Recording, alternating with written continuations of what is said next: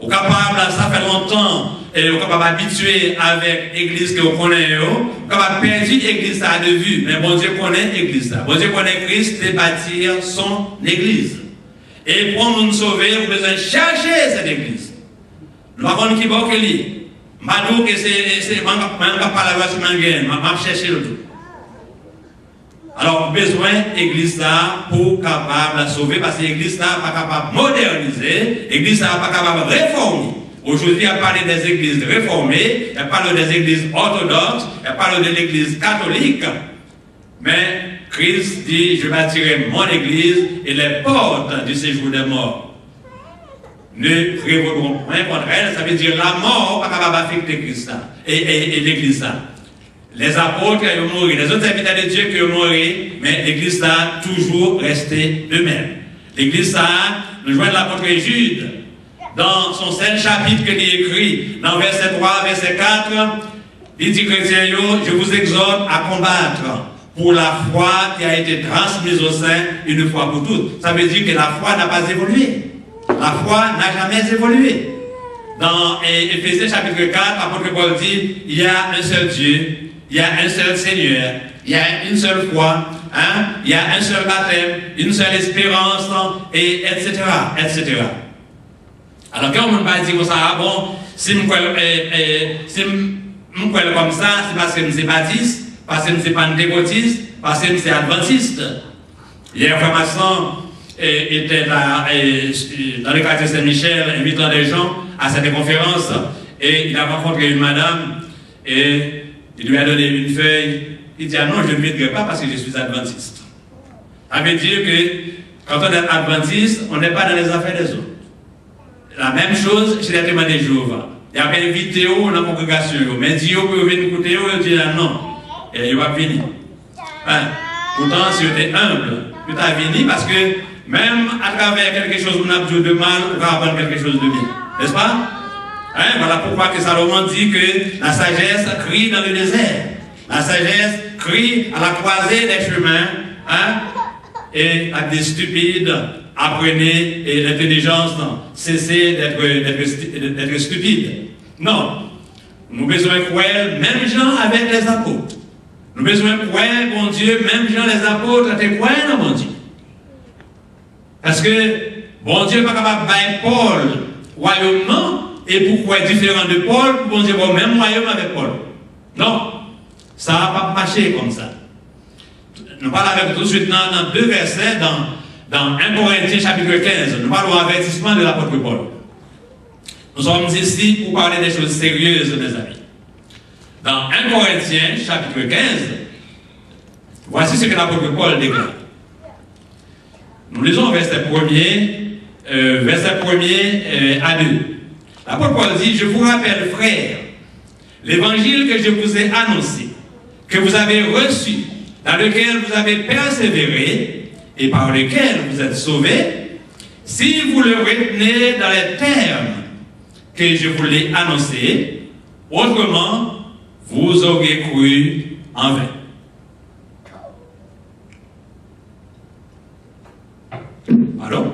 Alors Paul dit que si vous retenez l'évangile là, Jean qui a annoncé là, eh bien on va sauver.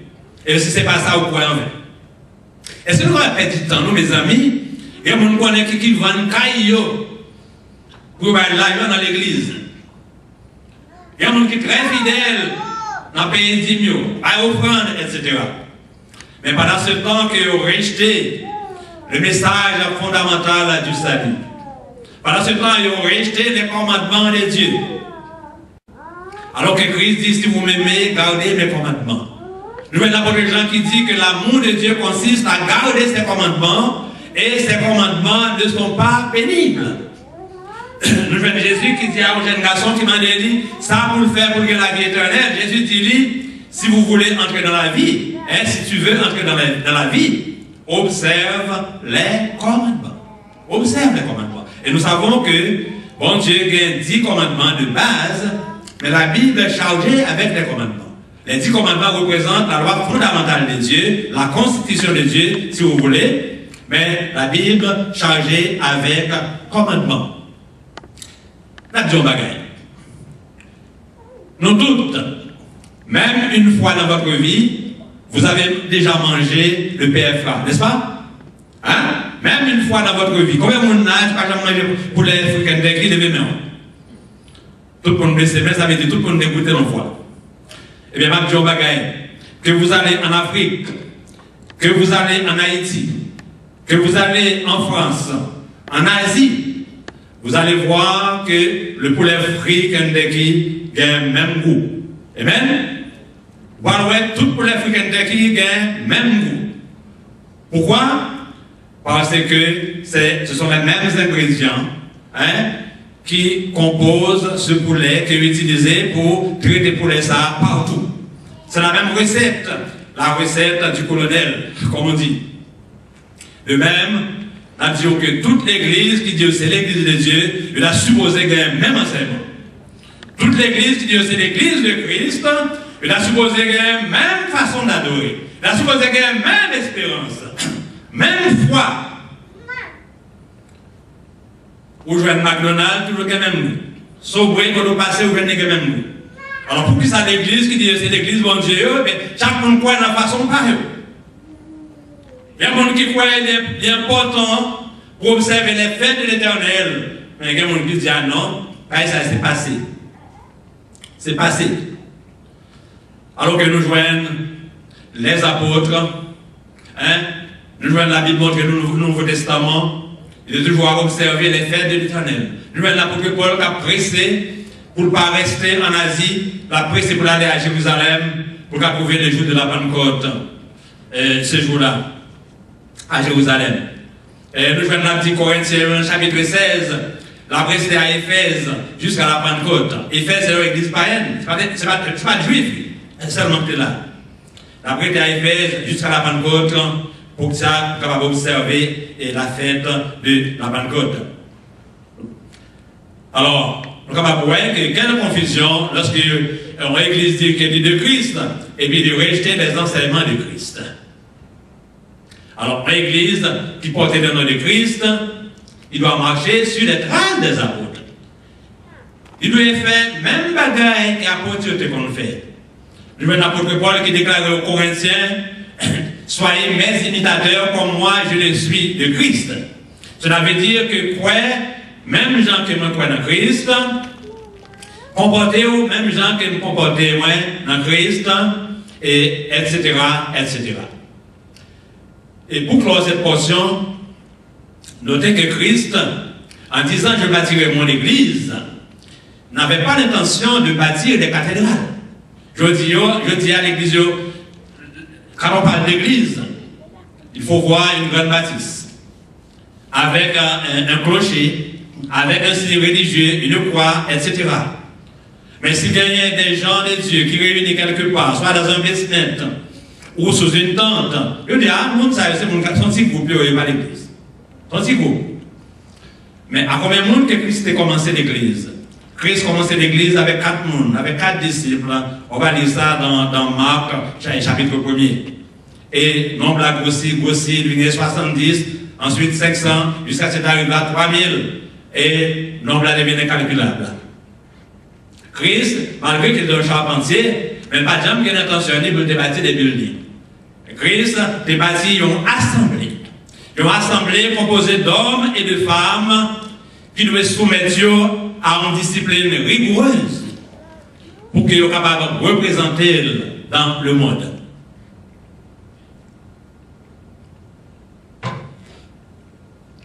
Alors voilà que nous disons que Christ a bâti une assemblée composée d'hommes et de femmes qui étaient appelés à représenter lui dans le monde. Alors, cela nous amène à parler du premier rôle de l'Église. Premier rôle de l'Église. L'Église a d'abord pour rôle de faire la promotion de Dieu et de son Fils Jésus-Christ dans le monde. Le premier rôle de l'Église, c'est faire la promotion de Dieu et faire la promotion de Jésus-Christ dans le monde. Faire le monde connaître qui monde que bon Dieu. Faire le monde connaître qui monde que Jésus-Christ est. Voilà pourquoi que nous lisons dans 2 Corinthiens 5, chapitre 20, l'apôtre Paul dit, nous faisons donc les fonctions d'ambassadeurs pour Christ. Prenez ça en note, nous n'avons pas besoin de la donner pour l'économie du temps. Nous faisons donc les fonctions d'ambassadeurs pour Christ, comme si Dieu exhortait par nous. Alors, la véritable Église de Dieu est composée d'ambassadeurs et d'ambassadrices. Il est composé des hommes et des femmes qui doivent comporter comme des ambassadeurs, comme des ambassadrices de Christ dans le monde. Et pour comprendre pas ça, vous devez comprendre c'est quoi le rôle d'un ambassadeur. Un ambassadeur représente un État auprès d'un autre État. Un ambassadeur est chargé de faire la promotion de son pays auprès d'un autre pays. Il est appelé à parler au nom de son gouvernement. Lorsqu'il parlait, eh bien, c'est pays qui parlait, c'est pays qu'il représentait, c'est le gouvernement qui représentait qui parlait. Alors, voilà pourquoi il y a un ambassadeur, il y a un test qui est passé des gens qui posent des candidats.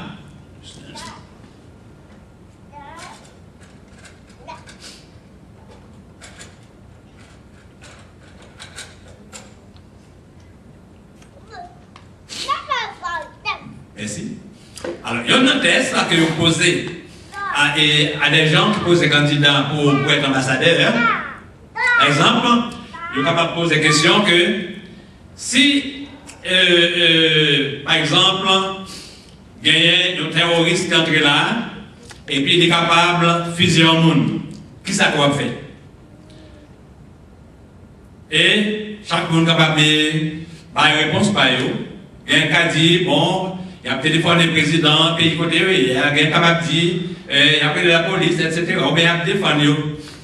Et ça, vous devez répondre, pour capable de qualifier, c'est communiquer avec le pays que vous représentez. Appel de Canada, appel Ottawa. C'est Ottawa, par exemple, si nous parlons de l'ambassadeur qui représente Ottawa, qui représente le Canada, c'est Ottawa qui veut dire qui ça vous fait. Vous ne pouvez ni maintenant, ni relayer ambulance pour aller, jusqu'à ce que Ottawa décide de vous dire qui ça vous le faire. Alors, pour être ambassadeur d'un pays, de votre pays, il faut faire preuve de tact, il faut faire preuve de discrétion. Ce n'est pas n'importe qui est capable de représenter le pays auprès de notre pays. Parce que pourquoi pas prendre une décision qui embarrasse le pays là? Voilà pourquoi parfois il y a rappelé un ambassadeur et il a exhorté, dit après ça, il va retourner. Il faut tout simplement remplacer par le monde. Parce qu'ils disent un bagage, ils font un geste là, qui met les pays là dans l'embarras. De même, le chrétien en tant qu'ambassadeur dans ce monde, vous devez faire attention à tout geste qu'on a posé. Vous devez faire attention à ça qu'on a dit. Vous devez faire attention à la façon qu'on a comporté. Parce que de même qu'un ambassadeur, par ses comportements, par une déclaration maladroite qu'il fait, capable d'embarrasser le gouvernement, ou même tout capable d'embarrasser Christ aussi auprès d'autres gens. Capable d'embarrasser Christ dans le monde. Capable de cause qu'il y a des gens qui blasphèment le nom de Dieu. Il y a des gens qui disent, bon, si ces gens, c'est pour ça que bon Dieu, il y a des gens qui disent, ah, je n'ai pas besoin de bon Dieu. Mais que tu es dans le côté bien, comprenez les dates, mais que tu es dans la racine de côté bien. Ouais. Alors, le chrétien, en tant qu'ambassadeur, vous devez faire attention pour ne pas faire blasphémer le nom de Christ. Et nous joignons dans Romains, chapitre 1er ou 2, où l'apôtre Paul a dit que le nom de Dieu a été blasphémé parmi les païens à cause de vous. Alors, un chrétien, en tant qu'ambassadeur, ou une façon de comporter dans le monde, ou une façon pour habiller, ou une façon pour parler, ou une façon pour répondre. Sinon, on va embarrasser Christ.